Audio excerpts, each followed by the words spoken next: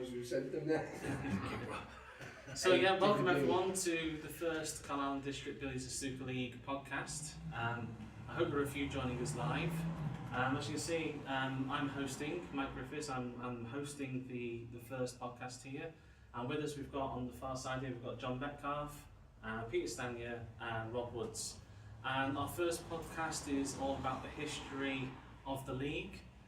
We've got people here that we all play in the Carlisle League. We've got people here that played in other leagues. So as we approach our 100th year of competition, so this would be an ideal start to start off the first ever podcast.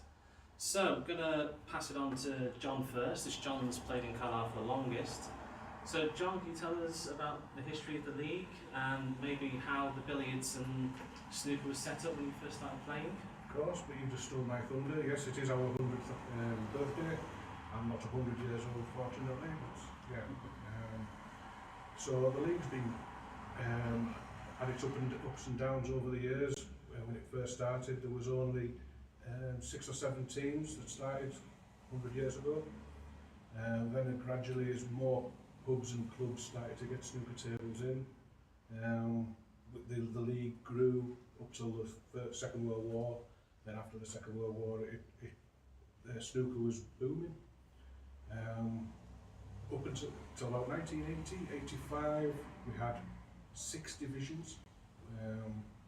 When we had a snooker club open up for the first time in the city, and everything was great. 6 divisions, everybody playing on a Tuesday night, billiards and snooker. Anybody that wanted to play snooker had to learn how to play billiards first. That was a rule of the league. You couldn't just turn up to play snooker matches in between January and June. You had to turn up in August and learn how to play billiards, which for people our age has been absolutely fantastic. It's given us a grounding in all Cuesports and how the balls react differently, so we've learnt a lot. And the most important thing is the social side of Tuesday night. Teams of 5 getting together, playing against each other, meeting new people, sharing jokes, blue jokes as well. Just generally having a good time on a Tuesday night. Yeah, we've got a fair few teams in the league where basically it is a social night and the snooker is kind of like, not an inconvenience, but it's the main point of the night is to come out and be a 5 or 6 together. Obviously you mentioned there about in the 1990s there was 6 divisions of 10 teams. And looking through the history myself, there's a load of different teams that different places that don't have a team now. There was a Wigton team, there was a Gretna team, etc. Any memories of playing out in Gretna, Wigton, etc.? Obviously clubs that have shut now. Yeah, well, Wigton was an experience, especially in the middle of winter, driving along the old A595. It wasn't as good as it is now, especially if it was snowing. You'd end up in a ditch after going home. It was all part of the fun. Table qualities back then wasn't as good as what it is now. I think most clubs are aware that we need to maintain good snooker tables, billiard tables, not such thing as a snooker table, to give people conditions that are decent to play on. Back then it wasn't so much like that. Yeah. And obviously we've talked, myself and Peter have talked to people on the Billiards World Tour about billiards leagues around the country, and we think we have the biggest league in the country in terms of participation. Obviously the season that's coming up now, we've got 16 teams and it's 5 a side, so we're looking at about 100 to 120 people signed on, etc. Do you feel that it's the history of the league and the old rule of you had to play billiards first that's contributed to our league having so much success, or do you put it down to other factors? Without a doubt, in the last, the people who are aged between 35 and 85, because our oldest player in the league is 85, they've learned how to play billiards first, so the people don't walk away from a Tuesday night.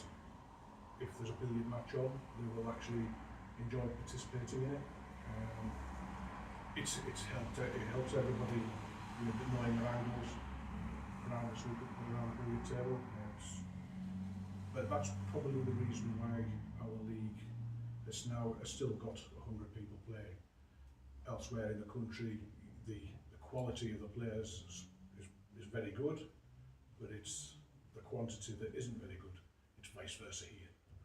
I think, John, I think as far as I can tell, we're the only league now with 2 divisions. Yeah, I think I've we've looked, talked to loads of people. I've looked high and low on my, obviously I'm involved with the website for the AABA, and on there I've developed a section many years ago called the Billiards map, which is still on there somewhere, and on that everyone could register their local teams so that anyone could then say, oh, there's a league in that area, which is how I knew this league existed when I knew it being. But on there, I've been through that recently to correct all the old data, and I can't find any single league that's listed on there out of about 150 that now has 2 divisions. So it's remarkable, really.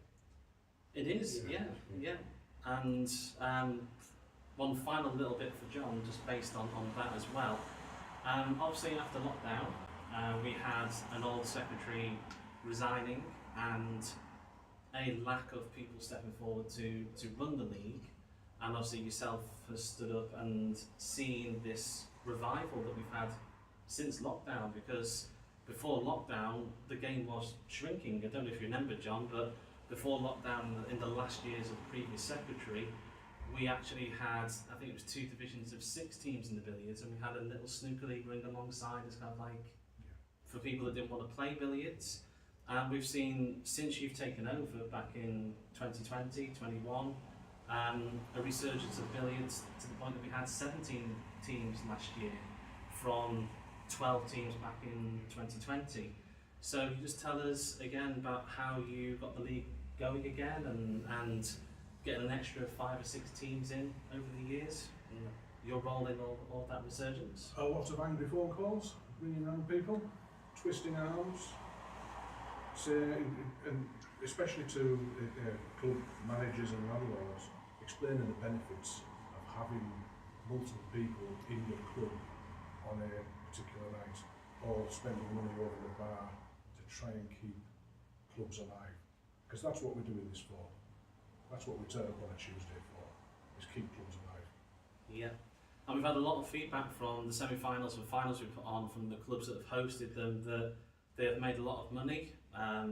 The places where we've had the presentation nights the last few years have told us that they've made a lot of money in those nights, and we're very proud to support the clubs that support us back.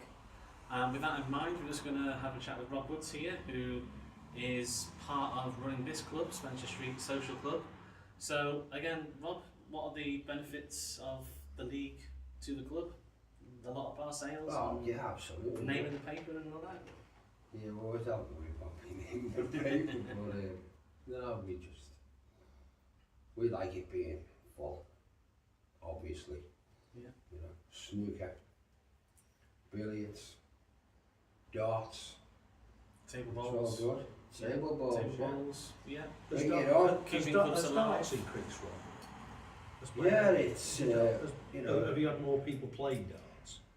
we just have like, you know, the main lads on a Monday who will like turn up and like, there'll be 10. They all like a drink. But that drink obviously creates revenue for the club so that they can spend money on Absolutely, things like the yeah. table, which you can see behind is a bit of a mess Yeah. because it's currently getting refitted. Yeah, we're having a lovely that's recondition right, of here, yeah. And again, that's how our amazing club support us so well. We've had John describing there the Carlisle League used to be 6 divisions of 10 teams, and that's a story that's gone around the country. We've got Rob and Peter and myself that have played in other leagues before moving to Carlisle. So again, just Rob, you'd like to tell us about playing the Ellesmere Port League as a kid and how that's... Well, I grew up years. there, and I would be like, you were allowed in at 60 in the league. Yeah. And Ellesmere Port, small, but we had like 3 divisions, and there would be like 15 in each. That was massive. Yeah. places like Van Leer, everybody had 3 or 4 teams in each club. It was the same as yourself, 6 divisions in Carlisle, 3 for Ellesmere Port was massive. So like you played 28 games over a league season, huge. Even now we play like 18, and we're doing well to play 18, but you know, times change, don't they? So this is like, you know, why we're here, to like keep it as busy as possible and So try to make things increase. In that league, did you play just 1 frame or was it 3 frames? Yeah, it was, you had 6 players. Most clubs in them days had at least 2 tables. I mean, there's only 1 table in here, and other clubs have only got like 1 table.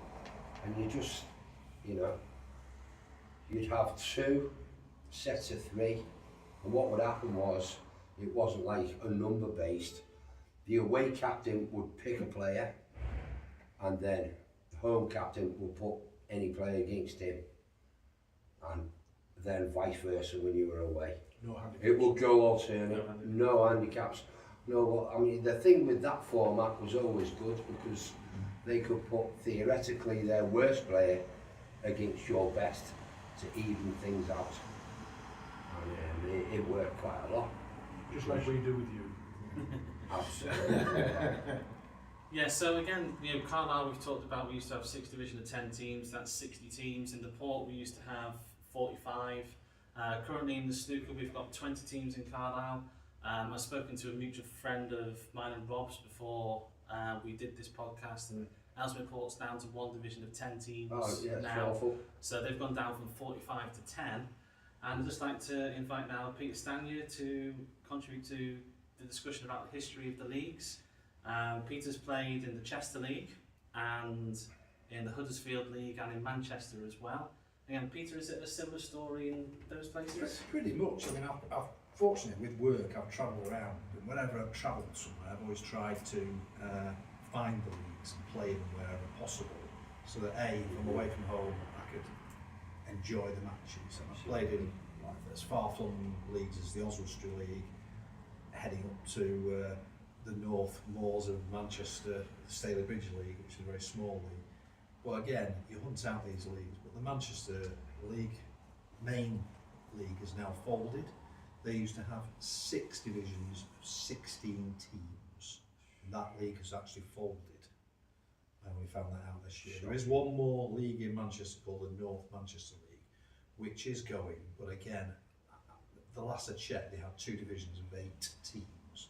Again, that used to have 4 divisions. So yeah, it's dropping, and yet I'm really surprised because snooker on the telly is bigger and better than it's ever been.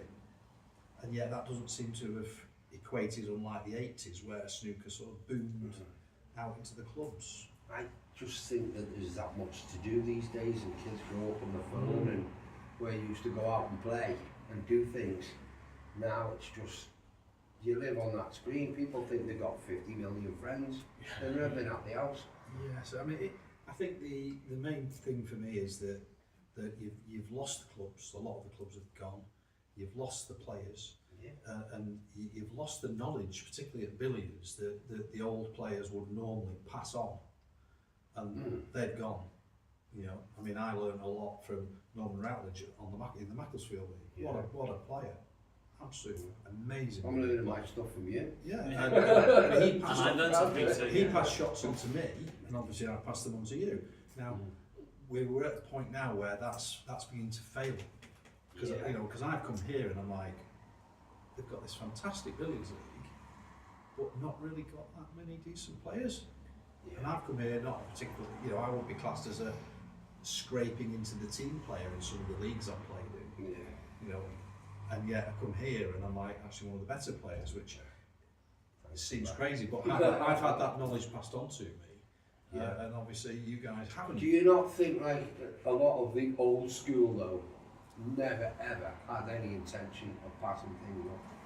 Because I found that, like, you know, even learning a trade or anything, and it was like they would show you. They didn't want to show you because they didn't want you to beat them. Yeah, they would show you what I think it was a wrong mindset, which is ultimately. That's why my dad stopped playing me. Everybody. Because if you remember when we were talking on the billiard chat, and I said, when people were thanking you for what you showed him, Paul Watson, for example, you know, that was the game where he beat me, the first match of this season. I said, well played, mate, worthy winner.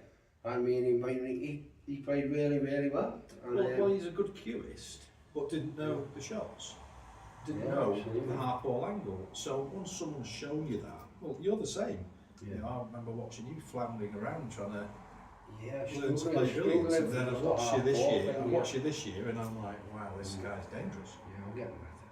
You know, it's billiards is knowledge, whereas snooker's more skill.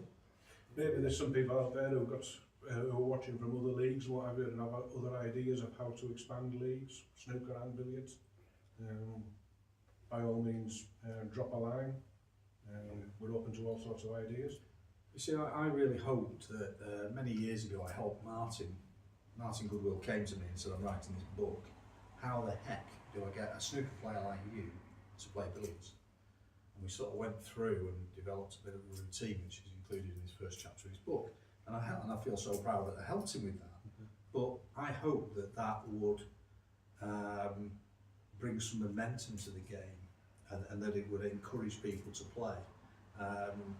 I think it did to a degree, but again, how do you get people who are mainly snooker players to play billiards? Yeah, we've got that now in Carlisle. We're trying to encourage some younger players. Myself and Rob, I've got a couple of younger lads in here, and the three of us are going to be coaching some lads in Harrowby shortly. But Rob said before about starting the Ellesmere Port League at 16, and in the Chester League when I started playing it was 13. A little bit different from in Chester though, because we did have to ask some clubs permission for me to go in, being underage, and there wasn't a problem. But obviously we started very young. I know he's watching, I know he's live, so you know, hello Titch. 13 years old, and Titch Gray taught me how to play snooker. In Chester, the snooker and billiards league were completely separate, so I knew billiards existed and never ever took it up. And I'm 44 now, at the age of 40 years old, that Peter here showed me how to play billiards and taught me how to play billiards. Obviously Rob's learning now. So back to John, how did you learn the game of billiards? Where did you start off? At what age and who taught you, etc.? Well, I didn't go into the Carlisle Working Men's Club till I was 18. My father took us on a Friday night. Because I wanted to play snooker like my dad, but he told me, well, you've got to come out on a Friday night and see the lads that play snooker and billiards, or just practice and just messing about, just drinking basically. And so there was a guy there who took me under his wing called Jimmy Boyd. He started showing me how to get in-offs, or losers as they're called. And I was hooked because I preferred the game to snooker. You see, I'd never seen the game in my life before. Then I started playing that more and more. So it was a case of I was going in 3 days a week before a Tuesday night game. And when I played my first ever billiard match, it was in the Working Men's Club, playing number 5 in a 6th division team. But I still won that first game, and what a feeling that was. Yeah. I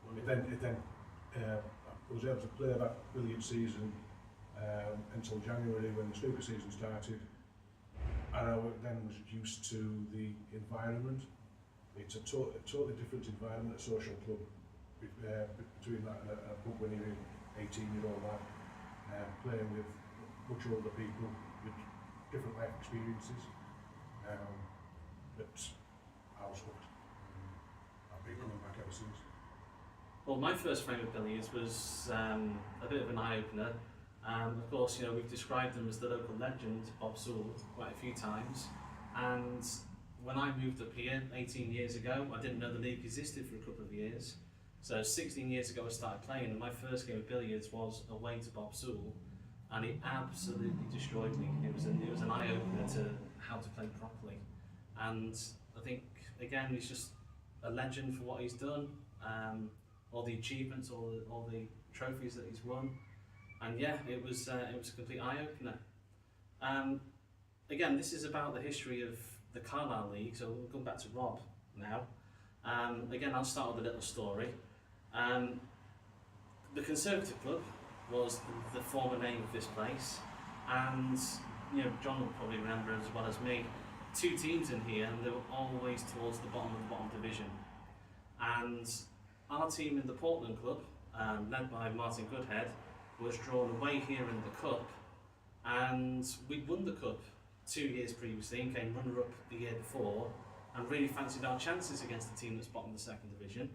So we turn up, and I win my game by a lot of points. We'd given a handicap away, and there was this lad sat just there, that no one knew, no one had seen before ever. And Martin was our captain, 2nd best player, you know, number 2, and drawn on against this absolute newbie. And this absolute newbie absolutely annihilated Martin. I think it was about 120, 130 points, to the point that our teammate Dave Midgley at the time texted me in the middle of the game and said, I think this lad used to be a pro. And of course the lad we're talking about is Rob Woods. Absolutely. What an introduction into Carlisle Snooker. And of course that wasn't your first game, because it was like the 2nd round of the Cup or whatever. But again, that was your first season. Any other memories apart from absolutely destroying us the first time? Well, to be honest, you went on first that night, and I was keen, and I'd seen like how well you played. It sounds like this is back scratching. It wasn't like just like I could see you switched, and I was like, and you won by that many. And I thought, I'm going to do the same. I can be terrible. I'm so inconsistent, but if I switch, I can play. You know that when we practice, it's just, I can be awful when you actually help me play that well that night. But it's, other games, I don't know. What was your first game like? Do you remember it at all? Ever, my first. Our first game in Carlisle? It must have been early that season. No, really. We just joined. They were in the 2nd, but you could see they were good. But it was more like a willy-nilly, and I'm very serious. Me, like I would like straight away. No, but straight away, like you know, with Alan, Gar, Brian, thinking I'm in the face. What's that? Yeah. And you know, a lot of people don't like that. But it definitely made us better, because it's easier to pop that ball and not have me in your face. Yeah, well, you've taken... And I'll always be that way. I like to win. I'm not a bad loser, but I like to. Sorry, I thought you finished a few times there. Yeah, you've taken a team that perennially finished 2nd or 3rd bottom of the bottom division to 2 times 1st division champions in a row. So you know you've done an amazing job in this club. You've stuck a team together with passion. You've stuck a team together with convincing people to come and play and to come and practice. I mean, the amount of practice our team gets is unreal. And I'll come back to Peter. Again, memories of the Carlisle League in the past. It was the British Open in 2021 where you turned up on crutches and going on one leg and chatting at the bar with, I think, Mally at the time. And Mally called us over and we started chatting, and you told us all about your history in billiards, of making ranking event quarterfinals and winning EBOS events, was it, that you've won in the past. And straight away we said, you're playing for my team. Straight away, you're playing for here, you're playing for my team. To the point that John called our captain Martin up and said, Mike's not your number 1 anymore. Peter's number 1, that's the end of it. So again, do you remember the first couple of matches in the Carlisle League and how it went, how we played? Well, I do. It's difficult because the league format of 100 up is completely alien to what I'm used to playing. You know, I'm used to playing timed events, you know, half an hour, 3/4 of an hour. Doing a little short run to 100 is difficult. I think the first person I played, full enough, was Martin Goodhead. And I can't remember, I had a couple of 30s against him and ran out and he'd only scored by 11. But yeah, it was a bit strange really, because it's such a short thing for me. But what I did notice as well is, you notice it when you've played in lots of different leagues, you notice how each league has its own method of playing. So, for example, the Huddersfield League, which Peter Marsden in our league is from, they all play red ball. They're always in off red, in off red, in off red. And then I played in the Macclesfield League, and in that league it was all top of the table. They all went potting at the top of the table. So every league has its sort of signature move, you know. And if you go over to the Teesside leagues, they'll do something completely different to what. So what I noticed with this league is you generally play all-round play with a preference for potting, which obviously comes from the snooker. And Fuchs. And you all hit the ball really, really hard in this league, which again, most leagues I would have played in, you hit gently, you stroke the ball. But again, whether that's a relic of the snooker, I don't know. But again, it's the opposite of many other leagues. So I'm not saying it's a bad thing, it's just very different. But it's like a signature of the area, you know, and I'm really surprised how passionate people are about it, even those who can't play the game. Even though they're not very good, they're really passionate about it up here. It's almost like A badge of honour? well, it's almost like going back to the 1980s where I think what it is there's not a lot to do in Carlisle, and the Tuesday night is a big social thing. It's more of a social thing. So people are very passionate about getting out on the Tuesday. There's more passion in this league than virtually every other league I've played in. Yeah, I found that as well. There's a fair bit of apathy around the country where it's like, I'll come if I have to, and I'll play and I'll go and I'll play. And I've got to shoot off to this and that. And teams around here, they're out for a night out. And I actually, occasionally I have to get back to Wigton or whatever, and I say, look lads, I'm going to play early and then go. And I feel quite guilty because you can all see people looking. You're going home. You're not staying till the end. You're never going to Chester or no, and here because of that passion, it's slightly different, you know, and it is actually refreshing. Yeah, the lads in my team turn up at 6 o'clock for a 7:30 start and don't leave till after 11 o'clock. When they're being kicked out. We're similar here. We've got a couple of people that turn up late for work reasons, but then 3 or 4 of us are here at 6, half 6, and then, you know, I have to leave at 11 for babysitting, but it's quite often Rob and Steve and Rob Barber will be here until kicked out or falling unconscious, and it's lovely to see that passion everywhere. I've got a question for John, because you're old. Thank you. I was reading a book about Carlisle, because obviously I know very little about Carlisle until I moved up here. I read something about the pubs and licensing being highly regulated. Was it after the First World War or the Second World War? It was after the First World War.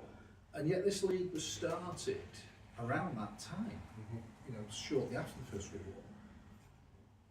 If the pubs and everything were regulated, was that why you developed the network of social clubs? Yeah, because if there's pub games going on, you're not drinking while you're playing. Right. Whether it's dominoes, whether it's darts or what have you, you're not drinking. I do know that it's called state management, and it was brought in because of what happened in Gretna when the munitions, when the Devil's Porridge, the girls that worked there, when it was shut down after the First World War, and the men came back from the front, they drank like fish, and they liked to fight. Right. And so in the Carlisle and southwest Scotland area, wherever there was a pub, there was always trouble.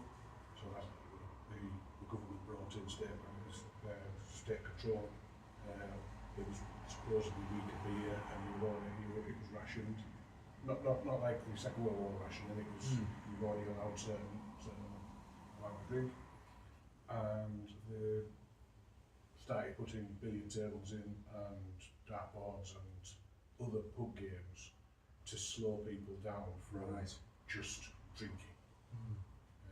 Because there does seem to be a lot more clubs dotted around, and obviously some closed, but there does seem to be this more club mentality here rather than big snooker places.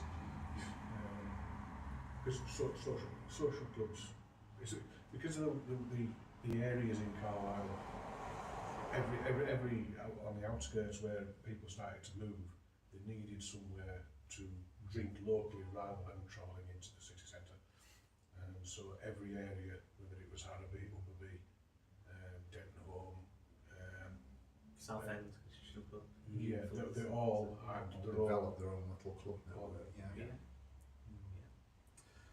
So we're going to finish off with each of us just going over a memorable match from the Carlisle League.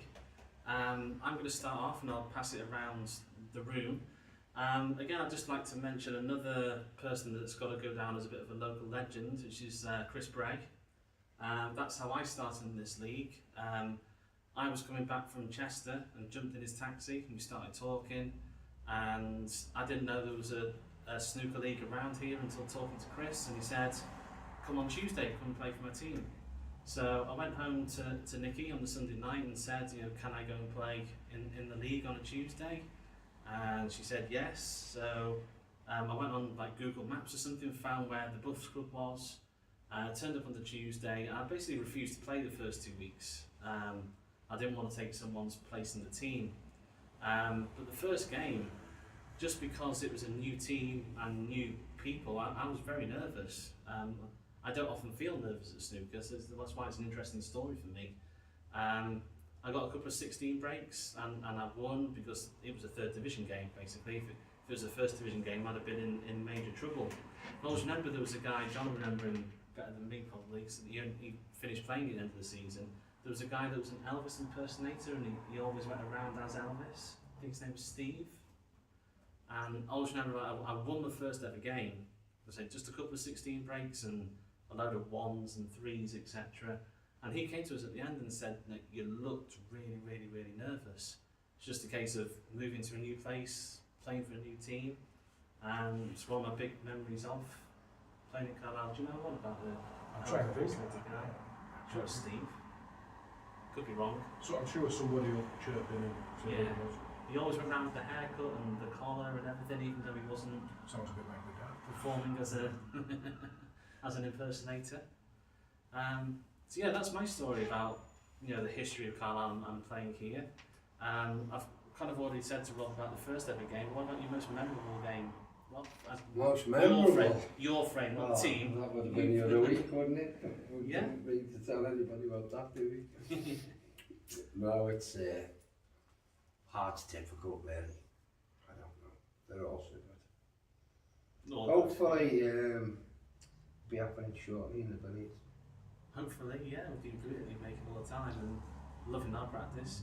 And Peter, memorable games that you've played in Carlisle? Well, not the league matches, but when I used to go in Q Zone, I started playing with Dave Midgley, and he's a bit of an enigma to me really, because his in-off game is superb, and I met him and we started practicing a bit, and obviously he's got a bit of a bad back, so we've sort of tailed that off lately, but he'd never had a 50 break, and I could not believe that this guy with such good potting, good in-offs, had never had a 50 break, and then we started playing, and I sort of spent a little bit of time just going over a few shots with him, and then the week later he has a 53, I think.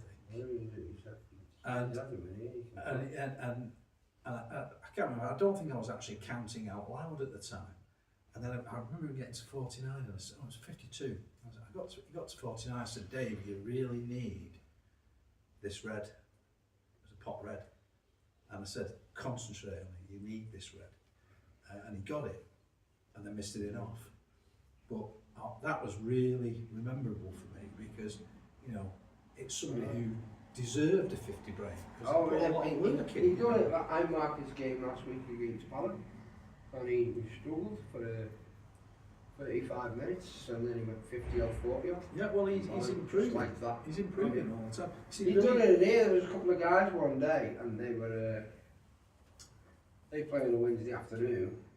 Some of the old boys, and they always have like a few games of doubles and that all afternoon. And as soon as they walked in, he went from rubbish to bang, and he just hit 50 odd down.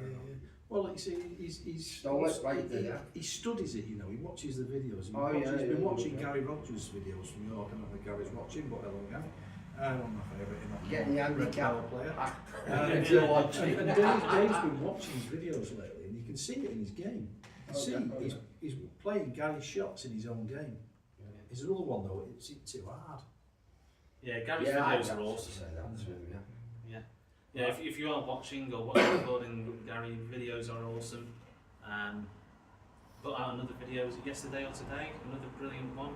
Yeah. Identifying the half ball angle. I don't the half ball angle. Yeah, another one well worth watching for anyone in the league. Well worth watching. I haven't looked at it yet, but it's come up well. Yeah. I remember when you were teaching me about the half ball angle, Pete, back in the day. We went up on a Thursday, and I'd be coaching a couple of lads on how to play snooker, and then you coach me how to play billiards. And your thing was along the ball climb, wasn't it? You were. You got the brown out to start with. It wasn't even billiard balls. You got the brown out. Yeah. Like, if you move the brown here and hit it there, that's the half ball angle. That's like, take a photo of that angle. Yeah. And that's what you're playing every. That's where your brain tells you, and that again, that's in Martin Goodwill's book. That's what we came up with to sort of train people what that angle is. Yeah. And again, I show everybody that who's never played before. Yeah. They can identify half ball because the ball's on the line, the edge of it, and the other ball is half on it, so it's a half ball. And then the angle is just this side of the brown. So, and people go, God, I can't believe it. See, that was the first thing you did with me, and the second thing was like pot 10 reds off the blue spot from hand, and then going off the blue Off the pink spot. Off the pink spot, yeah. Pink spots. Yeah. It's an incredibly difficult pot. People look at it and go, oh, it's an easy pot, this. I'll get 7 out of 10. Top players only get 4, because when do you ever come to the table needing to pot and ball off the pink spot? It's a really I was going to go for a pot there last night against John actually, down there, and then I looked where that was up. I said, no. And I changed to the can. I'd made my mind up on the pot, and I got the can. You're telling me this So now? it was like, telling me this no, now? it was right near the end. I was thinking, I just changed my mind to the can. I'll just finish off with a snooker story. Now, I'm not going to name the person because it's too embarrassing. It's about 20 years ago, and it just shows out the passion that's in when you're playing the game. This player's still playing today, and he's a far better player than I am. And I was able to beat him on the black by fluking the black. I shook his hand. I turned away to put the cue in my case that was behind the chair, and all of a sudden I heard this big smash and crash, and splinters of wood flying over the top of my head. Because I fluked a black, it was so disappointing for that person who's still. I won't. People can guess who it is, but I'm not going to say. And he smashed his cue, said, "I'm never playing again." The next week he was playing again with another cue. Passion does funny things on a snooker and a billiard table. We had a similar frame a few years ago, if you remember, Rob, in the Portman Club at the time, where we both played terribly, but I potted the final pink and we shook hands and we put cues away, and then the white floated went in off. We played the pink and black. I actually remember that shot I played against you when I screwed it back from here and I screwed between the back and it landed on 2 reds when you thought. That's probably the best. That's probably the best snooker shot I've ever seen. And I don't mean like proper I don't mean by an amateur or anything, because again a pro would do I that on a like slick table and And as soon as I touched it, that's the land, it just come right between and So anyway, if there's anybody in the local area who wants to take up snooker or billiards, don't hesitate and get in touch. We're on Facebook, we're on YouTube. Come and talk to us. We're more than happy to either find you a team or create another team. Because our billiard season doesn't start until August, so there's still plenty of time. Or if you just want to take up the sport, we'll coach it. Yeah, absolutely. Yeah, even if you don't want to play on a team. As we mentioned before, we're starting coaching some young lads now, all of us. So yeah, get in touch. We We put a team together from loose players last year in Upper B. We can do it again quite easily. So yeah. Well, this new team in Harrowby, the average age is it 12, 11? They're all young lads. Mid-20s. Yeah, mid-20s, yeah. And a good bunch as well. Looking forward to introducing them to billiards with you two there as well. Yeah. Helping them to transition from what I've heard is good potters. I've never played against any of them, but I've heard they're all good potters, so looking forward to teaching them all the other shots you can play. Yeah, letting them get your balls out. No, I won't be taking your stick. On that note. Yeah, thanks everyone for joining us for the first podcast. There will be more in the future. Obviously this one is about the history of Carlisle. There'll be some more. We've got some plans with some other people that just want to see the first couple of podcasts and then they'll come on. We've got some very interesting stories to tell if we can get those people on screen about history. We're going to do some stuff about like modern Carlisle, how this season's going, some podcasts on this season as it goes. And yeah, watch this space. Yeah. Anyone got anything to add before we wrap it up? Thanks for watching. Thanks for watching, yeah. Thank you. Excellent.